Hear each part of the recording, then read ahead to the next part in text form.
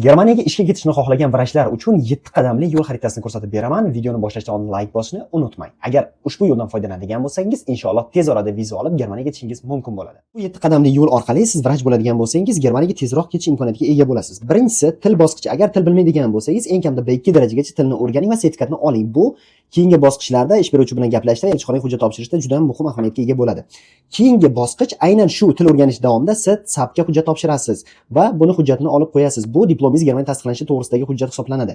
Ikkinchi qadamimiz esa tavsiya xatlari. Germaniyada defitsit sohalarini aniqlaysiz va o'sha soha bo'yicha O'zbekistonda praktika qilasiz va aynan shu praktika qilgan joyingizni iltimos qilib tavsiyanoma olasiz o'zingizning xarakteristikangiz to'g'risida.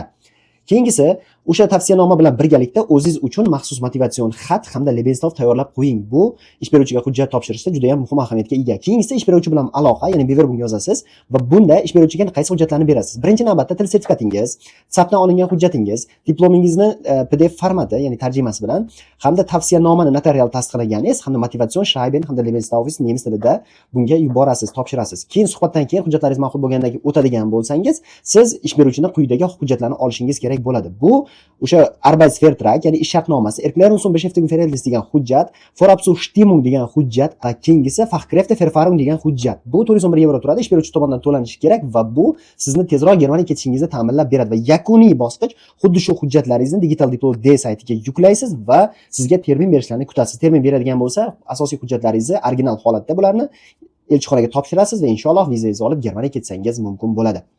Ma'lumot foydali bo'lgan bo'lsa videoga like bosing, hamda do'stlaringizga yuborib qo'yishni unutmang. Aytgancha, asosiy ma'lumotlar hali oldinda. Kanalimizga obuna bo'lib qo'ying.